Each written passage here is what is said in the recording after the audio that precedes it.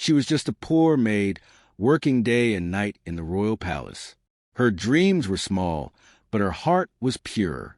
Yet the king of that land was a cruel man, a ruler who showed his power through fear and cruelty.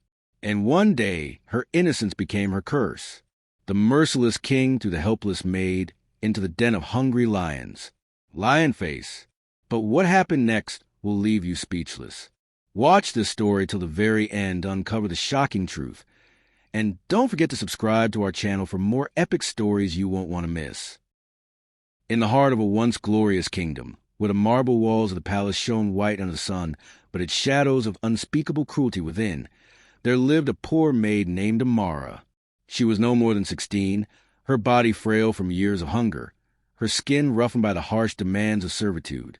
Yet in her eyes lived a light of quiet strength that even the hardest days could not extinguish. Amara had been brought to the palace as a child, when her parents, too poor to pay the crushing taxes of the king, offered her as a servant in exchange for survival. The king, Oba Adekunle, had accepted her not out of mercy, but because he relished power over the weak. For years, Amara had swept the endless corridors, polished the golden floors, and scrubbed dishes until her hands bled. Yet never once did she hear a word of kindness from her masters. She was invisible, just another servant in the cruel machinery of the palace. Yet deep within, Amara carried something rare, something fragile but powerful, compassion that refused to die. The kingdom itself mirrored the heart of its king. Oba Adekunle was feared across the lands, his reputation carved into minds of both allies and enemies. His punishments were legendary in their cruelty. His feasts were not celebrations of abundance, but exhibitions of dominance.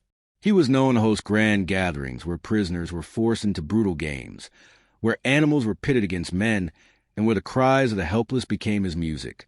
Among his many twisted entertainments, his favorite involved the great lions he kept in a pit deep beneath the palace grounds. These lions, brought from distant lands, were starved and trained to attack on command. The mere threat of being thrown into their den was enough to silence even the boldest critics.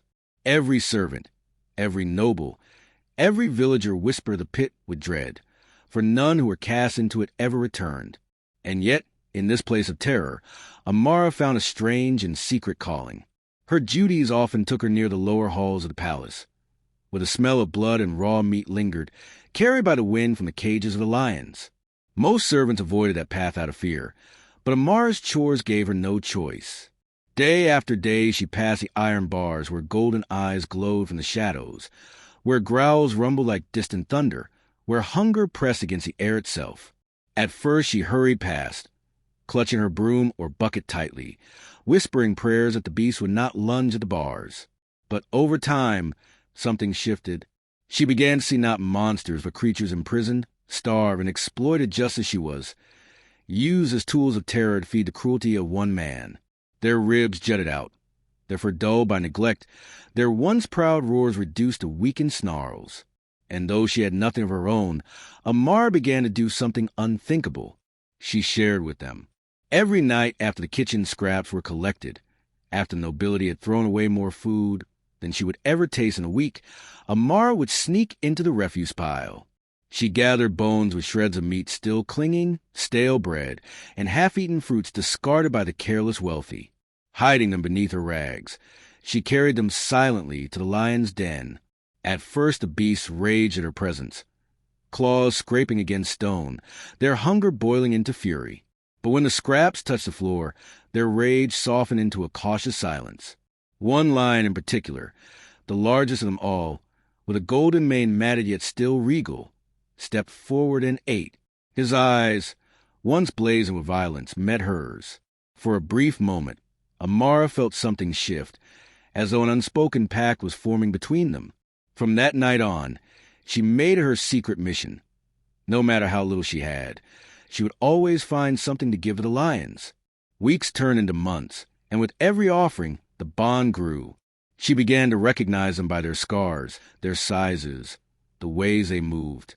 The great lion with the golden mane became her silent companion. She whispered to him even though she knew he could not understand, telling him of her exhaustion, her pain, and her longing for freedom. And though he did not answer, she swore his eyes softened each time, as though he listened. She named him Kumo, meaning strength in the language of her ancestors. She often pressed her forehead against the iron bars, her whisper trembling. Kumo, if only you were free, if only I were free, we would both know peace. Yet peace was something forbidden in Oba Adekunle's palace.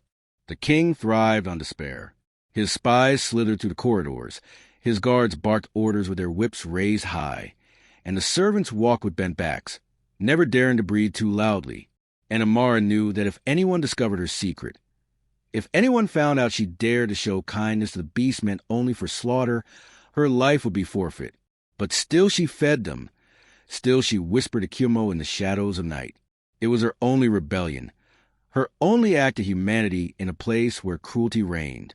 And yet fate, like the tides of the ocean, always turns. For no secret in the palace of Oba Adekunle remained hidden forever. One evening, as the torches flickered in the halls and the sounds of drunken laughter echoed from the king's feast above, Amara carried her bundle of scraps toward the den. Her steps were careful, her breath shallow, her heart beating like a drum. She whispered Kumo's name as she approached, her hand clutching the bars. But in the darkness behind her, unseen, 2 eyes watched. A fellow servant, jealous and desperate to gain favor with the king, had followed her. And though Amara did not yet know it, her quiet act of kindness was about to become the seed of her greatest trial. The trial that would test her courage, her bond with the lion, and her very will to survive. The palace was not just a place of gold and marble. It was a theater of cruelty, a silent witness to countless broken spirits who had entered its gates with hope but left with despair.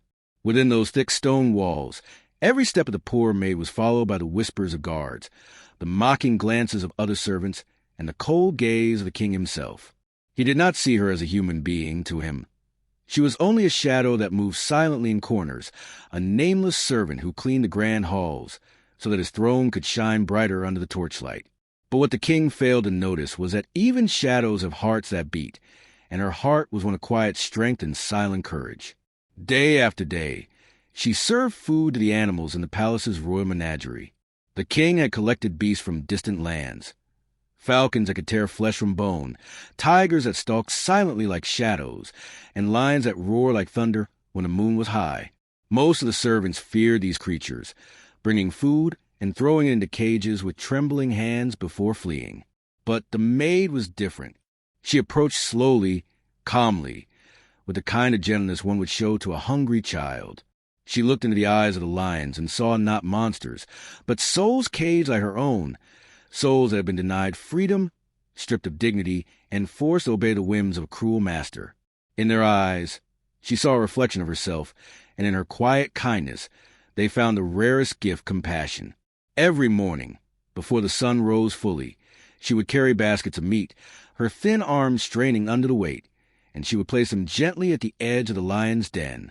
She never flinched when their growls shook the ground. She never ran when their claws scraped against the bars. Instead, she whispered softly, words they could not understand but feelings they seemed to sense. And slowly, a bond began to grow, fragile, invisible, but powerful. When she came near, the lion's roar softened. When she placed the food, they approached with patience rather than fury. Other servants whispered that she must be blessed or cursed, for no one had ever seen the lion so calm before. But she knew the truth. It was not magic nor a curse, but simply the language of kindness, a language even beasts could understand. The king, however, noticed none of this. His heart was too heavy with pride and cruelty to perceive the subtle bond forming under his very nose. To him, the maid was still nothing more than a disposable servant. But fate, as always, was weaving its threads in silence, preparing a stage where cruelty and compassion would soon collide in a way no one could have imagined. The king's arrogance was growing day by day. His punishments became harsher, his laughter sharper, his desire for entertainment more twisted. He delighted in reminding his people that he held power over life and death. And one evening, in a drunken haze, he declared before his courtiers that the palace would soon witness a spectacle like no other. He would throw the maid, the lowly girl who dared to exist in his golden halls, into the lion's den, not for a crime, not for treason, but for sport. The announcement spread to the palace like wildfire. sending waves of fear among the servants. Many pitied her, but none dared to speak. Who could challenge the king? To oppose him was to sign one's own death warrant. So the whispers filled the night. The poor girl will be torn apart. The lions would devour her within moments.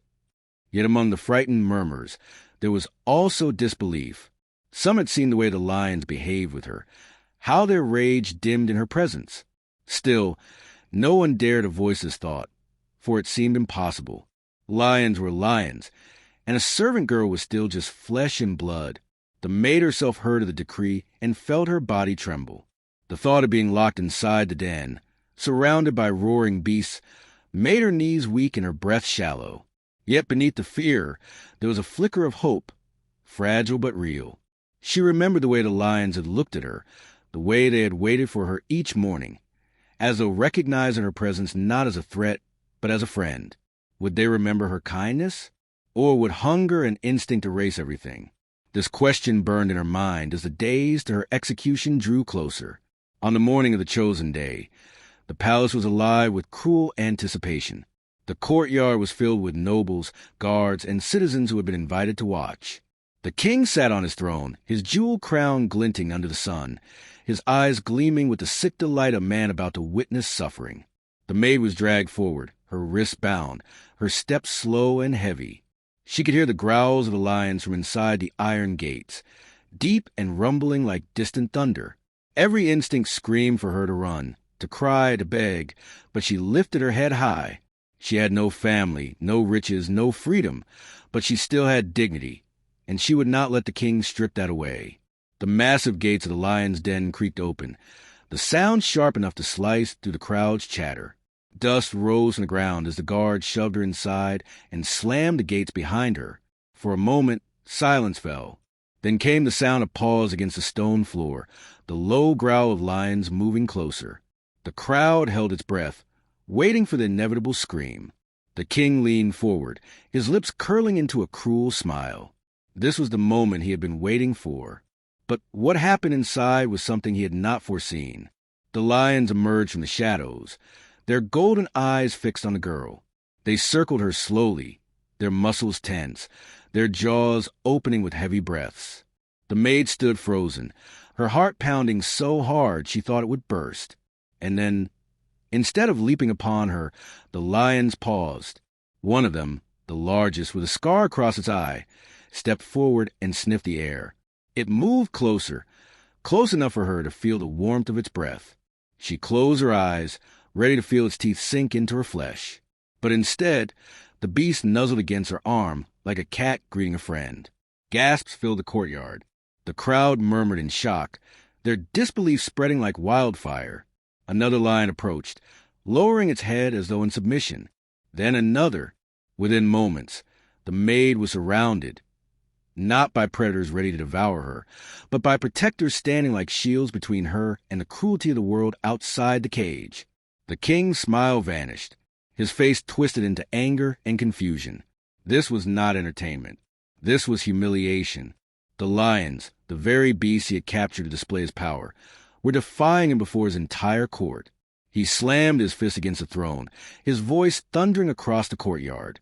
"No, tear her apart," he roared. But the lions did not obey. They growled instead, not at the girl, but at the guards who dared to approach. Their loyalty, it seemed, had already been chosen. And in that moment, the maid realized the truth. The lions had not forgotten. They remembered the hands that had fed them when others had thrown food in fear. They remembered the voice that had spoken softly when others had shouted. They remembered kindness. And for kindness, they would risk everything. The crowd was in chaos, torn between fear and awe. Some whispered that the girl was blessed by the gods, others that the lions were cursed. But the maid, standing tall among the beasts, knew the truth. It was not magic. It was compassion. And compassion was stronger than cruelty. The dawn of the next day rose over the kingdom with a heavy air, as though even the sky mourned what was about to happen. Clouds drifted slowly, their shadows casting a somber veil upon the golden palace walls. Inside the palace, the corridors hummed with whispers. Servants huddled in corners, trembling as they exchanged fearful words about the maid's fate. Some pitied her, remembering her gentle smile and tireless hands that fed not only the hungry lions in the king's menagerie, but also countless beggars who hovered outside the palace gates. Others dared not speak her name aloud, fearful that their compassion might reach the king's ears. The cruel monarch himself sat high on his carved ivory throne, draped in crimson robes, his jewel crown gleaming beneath the torches. His face wore no expression of mercy. Today, his pride demanded a spectacle, and the poor maid, humble and innocent, was to be the unwilling sacrifice to his cruelty. The decree had been announced. By noon, she would be thrown into the lion's den. As the sun climbed higher, the courtyard began to fill with citizens dragged in by soldiers. The king wanted an audience. He desired witnesses. For what was cruelty if it was not seen? What was tyranny if it did not echo in the hearts of the fearful? Men, women, and even children stood in trembling silence, their eyes lowered, their hearts torn between horror and helplessness. Soldiers lined the arena walls, their spears raised, their armor glinting under the harsh light of midday. At the center of the courtyard lay the infamous Iron Gate, behind which the king's lions paced restlessly, their deep growls echoing like thunder. Dust swirled in the air, and the stench of fear mingled with the musky odor of the beasts. Then came the sound of heavy footsteps. The maid was being brought forth. Shackles clamped around her wrists rattled with each reluctant step she took. Her face was pale but resolute, streaked with dried tears from the night before. Yet there was something haunting in her eyes. Not fear, but sorrow.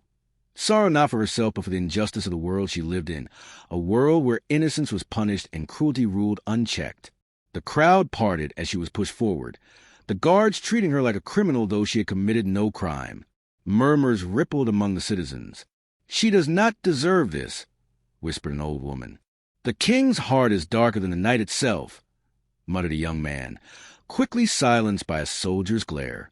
But the maid heard their whispers, and in her heart she carried their sympathy like a fragile light in the vast darkness around her.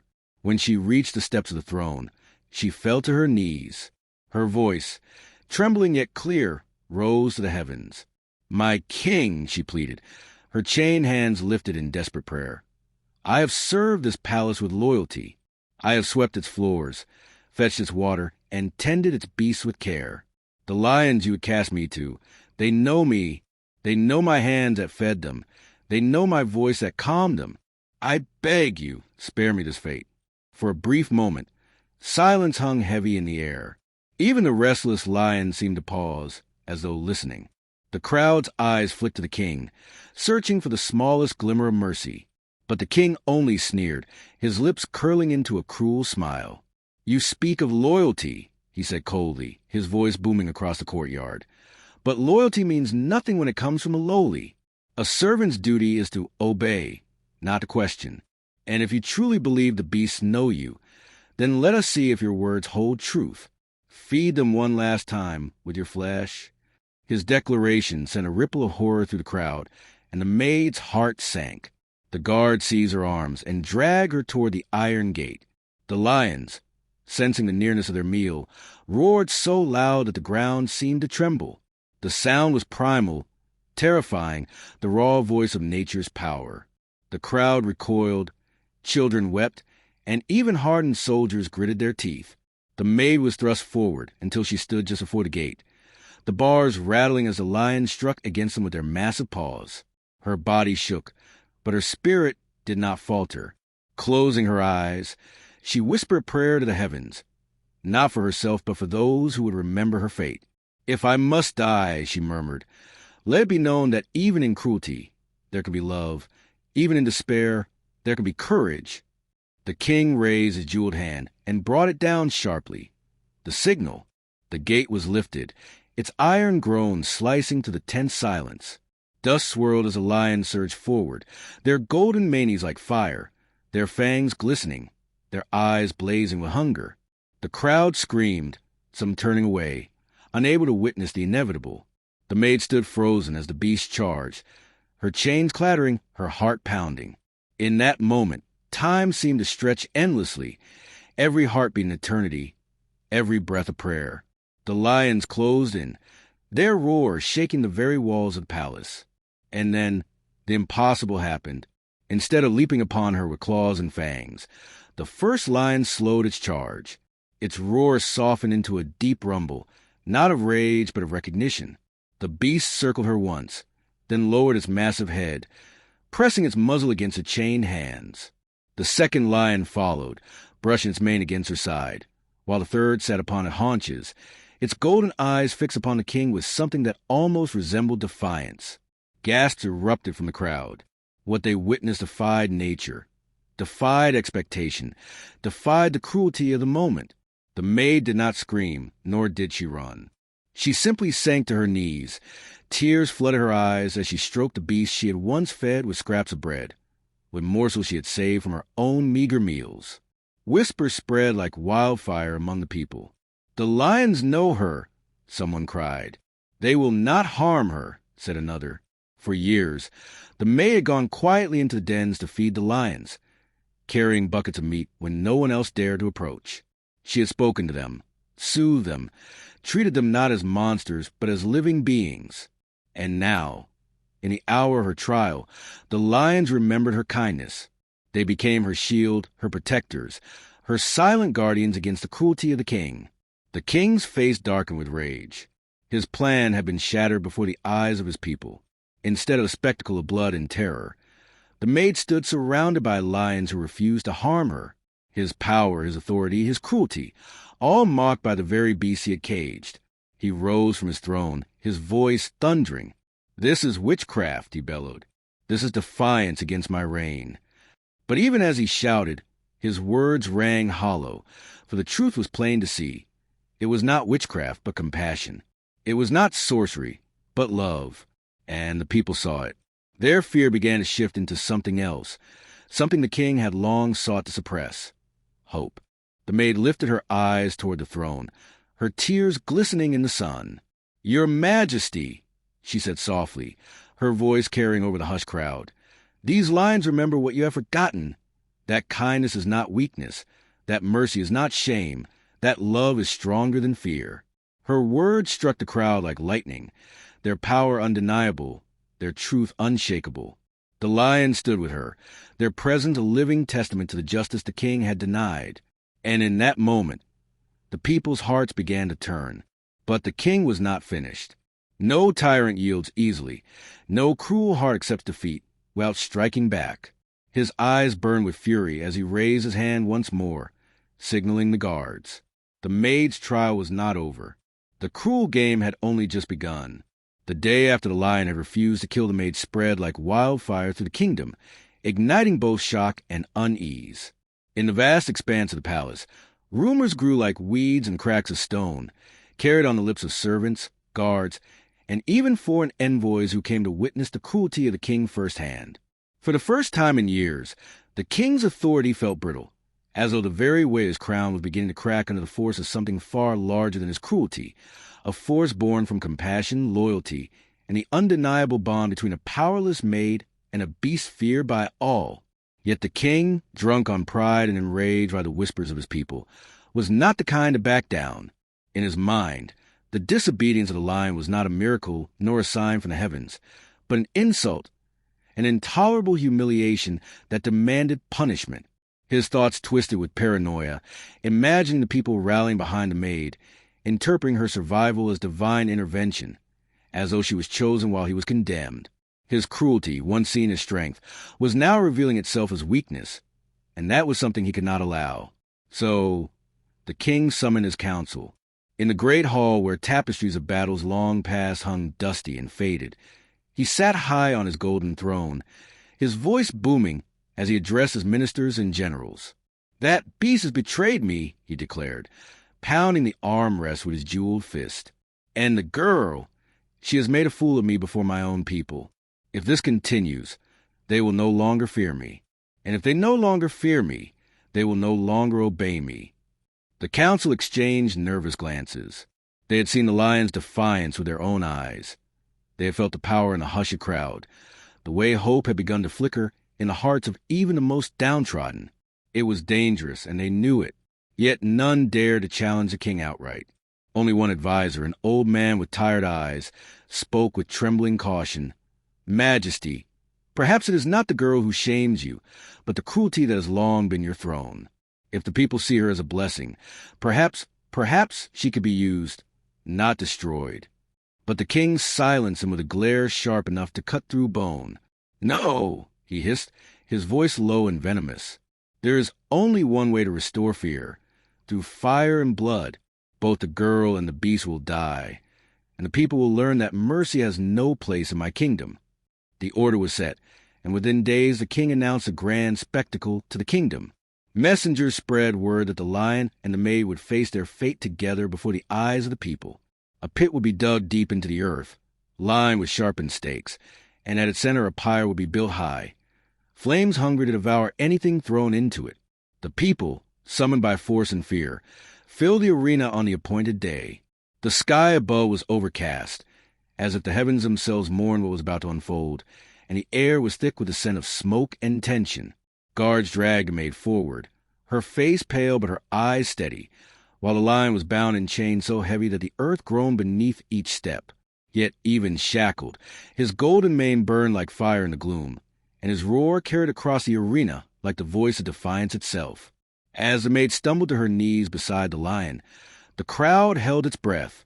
Some looked away, unable to stomach the cruelty, while others stared with wide eyes, torn between horror and a strange, desperate hope that something, anything, might intervene. The king rose from his throne, his laughter booming through the arena as he raised his jeweled hand to signal the execution. "Behold," he shouted, "the fate of all who betray their king. Let it be known that kindness is weakness, that mercy is folly, and that loyalty belongs only to me." His words, dripping with arrogance, rang hollow in the hearts of his people, but none dared to challenge him. The executioners approached, torches blazing in their hands, the fire of the pyre already crackling as smoke curled into the air. The maid closed her eyes, her lips trembling in silent prayer, not for herself, but for the lion. She remembered every day she had snuck into the shadows of the cages, carrying scraps of food to feed him, whispering soft words that calmed his fury, offering the one thing no one else had ever given him, care. And she knew, deep within her soul, that the lion remembered too. For just as the executioner raised his torch high, the lion let out a roar so thunderous it shook the arena walls. With a violent heave of his massive shoulders, he shattered the chains that bound him, metal snapping like twigs in his fury. The crowd gasped in unison as the lion leapt, faster than any I could follow, crushing the executioner beneath his weight, his claws tearing through armor as though it were cloth. Fire spilled from the man's torch, spreading across the ground, and chaos erupted. Soldiers rushed forward, swords gleaming, but the lion fought like a storm unleashed, every roar a command of nature itself. Yet through the chaos, he never turned his claws toward the maid. Instead, he shielded her, standing between her frail body and the king's army, his eyes burning with the loyalty of one who remembered every crumb of bread, every drop of water, every kindness she had given him. The people rose to their feet, their voices lifting in cries that mingled fear with awe. "The lion protects her. The beast bows to her," they shouted, their words spreading like fire, their spirits igniting with rebellion. In that moment, the king felt something he had never known before. Fear, not of beasts or of enemies, but of the truth. His cruelty had failed. His power was no longer absolute, and the girl he had deemed worthless, the maid he had thrown to her death, now stood as a symbol of everything he could not destroy. The great palace was silent the night after the lion's defiance, but silence does not always mean peace. It can often mean a storm gathering strength, waiting to unleash itself with terrible force. The king lay awake on his towering bed, his face twisted in anger, his chest rising and falling in heavy, furious breaths. He had been humiliated in front of his court, disgraced before the very servants who once trembled at his glance. His roar of rage had not echoed louder than the lion's choice. A beast had shown compassion, while a man who wore the crown of power had been shown to be nothing but cruel flesh, brittle with arrogance. That humiliation burned him alive more fiercely than fire ever could. He tossed through the night, vowing that the girl, no matter what bond she shared with the lion, would not leave this palace alive. The king believed that mercy was weakness, and he would rather be remembered for terror than risk being remembered as merciful. He sharpened his hatred the way a blacksmith sharpens a blade, ready to strike. Yet, while the king plotted, the maid sat in the servants' quarters, trembling not from fear for herself, but from fear for the lion. She remembered every night she had tiptoed to the back of the palace, carrying scraps of bread or bones of meat, slipping them through the iron bars of the lion's cage. She remembered his eyes then, once wild, burning with hunger and rage, softened slowly with recognition. The beast had come to know her scent, her voice, the way her hand never struck him as others had, but always gave. The lion had roared at the world, but to her, he purred in silence. When he saved her before the throne, it had not been an accident. It had been a quiet repayment of years of kindness.